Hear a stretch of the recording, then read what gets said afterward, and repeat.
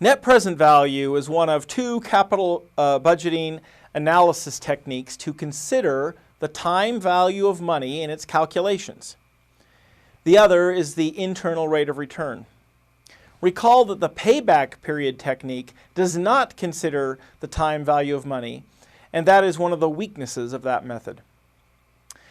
Key characteristics of this method include that cash inflows and outflows are discounted at their present value and netted together to arrive at net present value. Projects with 0 or greater net present value are acceptable. The discount rate is used in net present value calculations. Capital projects are financed with either debt or equity or a combination of both. These financing options have costs, and we are going to call these costs the discount rate, although the slide shows a few other names, including the most technically accurate name, the weighted average cost of capital, or WACC.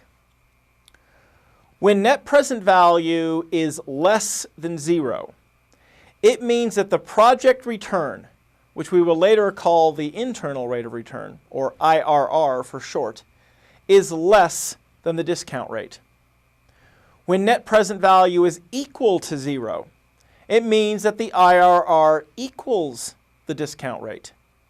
And when net present value is greater than 0, it means that the IRR is greater than the discount rate.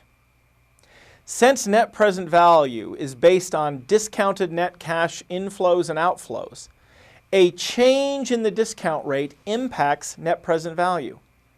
A decrease in the discount rate increases net present value, and an increase in the discount rate decreases net present value. When I solve net present value assignments, I usually set up a table like this. Under the item column, I can enter the items that create cash inflows and outflows. The other columns group the cash flows in the period they occur. They can be netted together, and then I can apply the present value factors from the table, or I can use Excel to solve for net present value. Let's look at an example, and then I'm going to show you 3 ways to solve it. Adamant is considering the purchase of a $25,000 machine that would reduce operating costs by $7,000 per year. At the end of the machine's 5-year useful life, it will have a $5,000 scrap value. The discount rate is 12%. So you can see I listed the items on the table and when their related cash flows occur.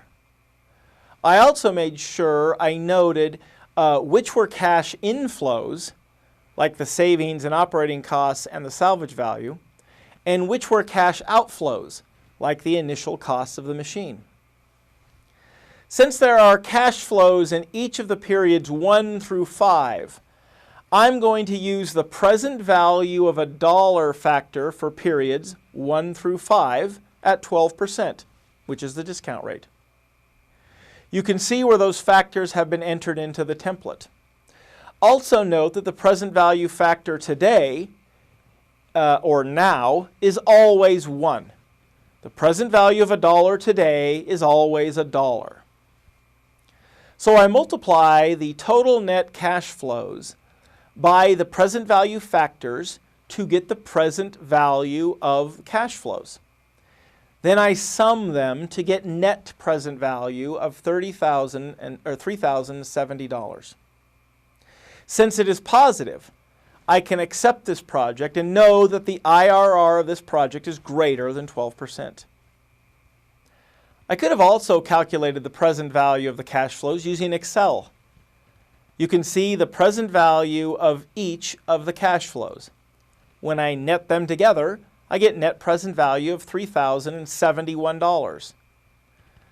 The difference from the tables is the rounding of the factors in the tables. Finally, I listed on the slide the Excel present value formula used to calculate the present value of the cash flows.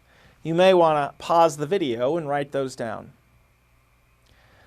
The final way to show you how to solve this problem is using just one Excel present value formula. Since the $7,000 of annual operating cost savings is a reoccurring amount, like a payment, and the $5,000 of salvage value was a one-time amount in the future, like future value, I can use the present value formula we've already learned. So I set up the table like this. The initial cash outflow is already at its present value. So I only need to solve for the present value of the cash inflows and then net them together. I enter equals PV, open parentheses, 12%, comma, 5, comma, minus 7,000, comma, minus 5,000, close parentheses. And that gives me net present value of $30,071. Our decision guidelines for net present value are investments with net present values greater than or equal to 0 are acceptable, all things being equal.